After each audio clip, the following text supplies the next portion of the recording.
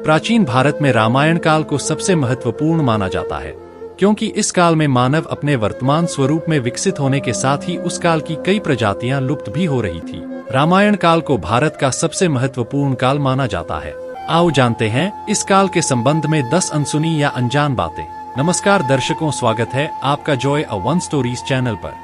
Number 1, पुरातत्व वैज्ञानिकों ने सिंधु घाटी की पोटरी की नई सिरे से पड़ताल की और ऑप्टिकली स्टिमुलेटेड लुमिनेसेंस तकनीक का इस्तेमाल करके इसकी उम्र का पता लगाया तो यह 6000 वर्ष पुराने निकले हैं।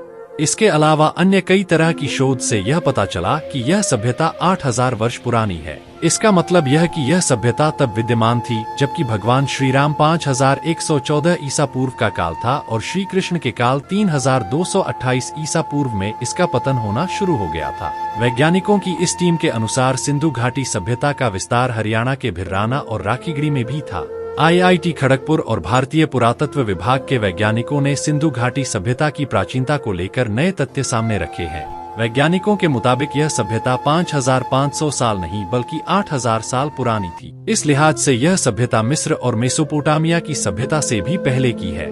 मिस्र की सभ्यता 7000 ईसा पूर्व से 3000 ईसा पूर्व तक रहने के प्रमाण मिलते हैं, जबकि मेसोपोटामिया की सभ्यता 6500 ईसा पूर्व से 3100 ईसा पूर्व तक अस्तित्व में थी। शोधकर्ता ने इसके अलावा हड़प्पा सभ्यता से 1000 वर्ष पूर्व की सभ्यता के प्रमाण भी खोज निकाले हैं। सिंधु घाटी में ऐसी कम से कम 8 प्रमुख जगह हैं जहां संपूर्ण नगर खोज लिए गए हैं, जिनके नाम हड़प्पा, मोहनजोदेड़ो, चन्हुदड़ो, लुथल, कालीबंगा, सुरकोटदा, रंगपुर और रोपड़ है। नंबर 2, विचित्र किस्म की प्रजातियां।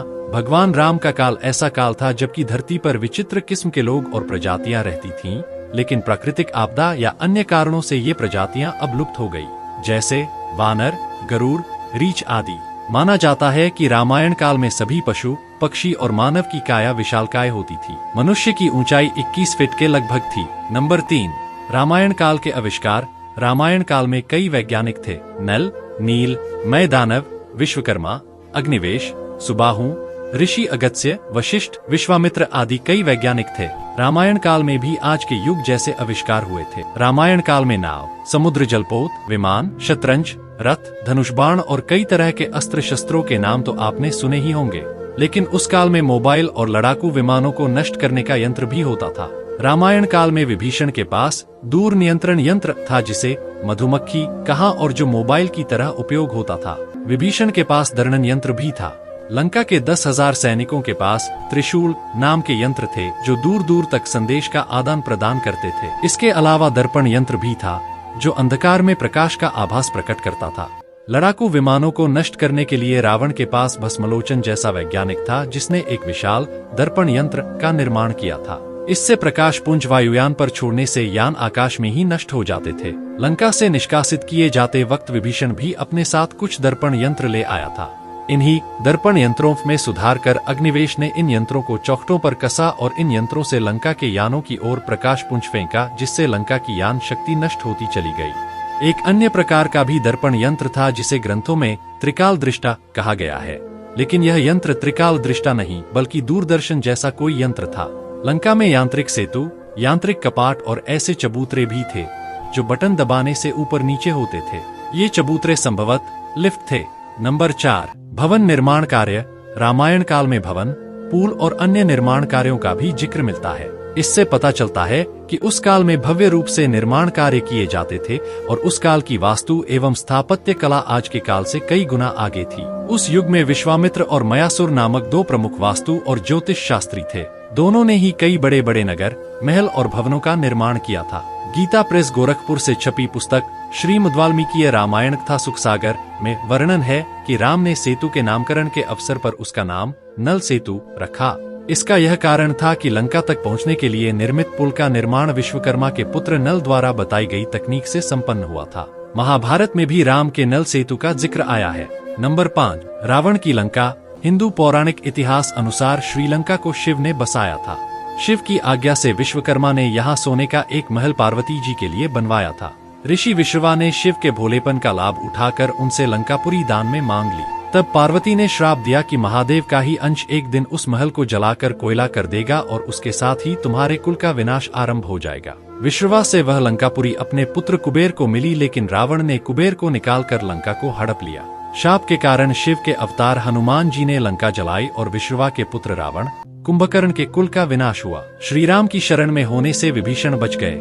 वाल्मीकि रामायण में लंका को समुद्र के पार द्वीप के मध्य में स्थित बताया गया है, अर्थात आज की श्रीलंका के मध्य में रावण की लंका स्थित थी। श्रीलंका के संस्कृत एवं पाली साहित्य का प्राचीन काल से ही भारत से घनिष्ठ संबंध था। भारतीय महाकाव्यों की परंपरा पर आधारित जानकी हरण के रचनाकार कुमार दास के संबंध में कहा जाता है कि वे महाकवि कालिदास के अनन्य मित्र थे। कुमार दास 512-21 लंका के राजा थे। इससे पहले 700 ईसा पूर्व श्रीलंका में मलेराज की कथा सिंहली भाषा में जनवरी से जनवरी में प्रचलित रही, जो राम के जीवन से जुड़ी है। नंबर 6 शिवपद श्रीलंका में एक पर्वत है जिसे श्रीपद चोटी भी कहा जाता है। अंग्रेजों के शासनकाल के दौरान इसका नाम उन्होंने एडम पीक रख दिया था। हालांकि इस एडम पीक का पुराना नाम रतन द्वीप पहाड़ है। इस पहाड़ पर एक मंदिर बना है। हिंदू मान्यता के अनुसार यहाँ देवों के देव महादेव शंकर के पैरों के निशान हैं, इसीलिए इस स्थान को शिवानोली पदम शिव का प्रकाश भी कहा जाता है। यह पदचिन्ह 5 फीट 7 इंच लंबे और 2 फीट 6 इंच चौड़े हैं। यहाँ 2224 मीटर की ऊंचाई पर स्थित इस श्रीपद के दर्शन के लिए लाखों भक्त और सैलानी आते हैं। ईसाइयों ने इसके महत्व को समझते हुए यह प्रचारित कर दिया कि ये संत थॉमस के पैरों के चिन्ह है। बौद्ध संप्रदाय के लोगों के अनुसार ये पद चिन्ह गौतम बुद्ध के हैं। मुस्लिम संप्रदाय के लोगों के अनुसार पद चिन्ह हजरत आदम के हैं। कुछ लोग तो राम सेतु को भी आदम पुल कहने लगे हैं। इस पहाड़ के बारे में कहा जाता है कि यह पहाड़ ही वह पहाड़ है जो द्रोणागिरी का एक टुकड़ा था और जिसे उठाकर हनुमान जी ले गए थे। श्रीलंका के दक्षिणी तट गाले में एक बहुत रोमांचित करने वाले इस पहाड़ को श्रीलंकाई लोग रहुमाशाला कांडा कहते हैं। नंबर 7 रावण की गुफा। ऐसा माना जाता है कि रैगला के जंगलों के बीच एक विशालकाय पहाड़ी पर रावण की गुफा है, जहां उसने घोर तपस्या की थी। उसी गुफा में आज भी रावण का शव सुरक्षित रखा हुआ है। रैगला के इलाके में रावण की यह गुफा 8000 फुट की ऊंचाई पर स्थित है, जहां 17 फुट लंबे ताबूत में रखा है रावण का शव। इस ताबूत के चारों तरफ लगा है एक खास लेप, जिसके कारण यह ताबूत हजारों सालों से जस का तस रखा हुआ है।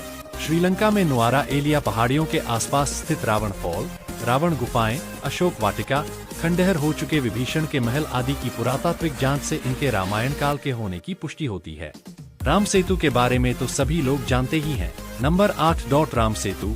राम सेतु को असल में नल सेतु कहा जाता है। भारत के दक्षिण में धनुषकोटी तथा श्रीलंका के उत्तर पश्चिम में पंबन के मध्य समुद्र में 48 किलोमीटर चौड़ी पट्टी के रूप में उभरे एक भूभाग को जब पहली बार नासा ने अपने उपग्रह से देखा तो इसे नाम दिया एडम सेतु। इस घटना के बाद श्रीलंका के मुस्लिमों ने इसे आदम पुल कहना प्रारंभ कर दिया। भगवान राम ने जहां धनुष मारा था उस स्थान को धनुषकोटी कहते हैं। राम ने अपनी सेना के साथ लंका पर चढ़ाई करने के लिए उक्त स्थान से समुद्र में एक ब्रिज बनाया था। इसका उल्लेख वाल्मीकि रामायण में मिलता है। वाल्मीकि रामायण में वर्णन मिलता है कि पुल लगभग 5 दिनों में बन गया, जिसकी लंबाई 100 योजन और चौड़ाई 10 योजन थी। रामायण में इस पुल को नल सेतु की संज्ञा दी गई है।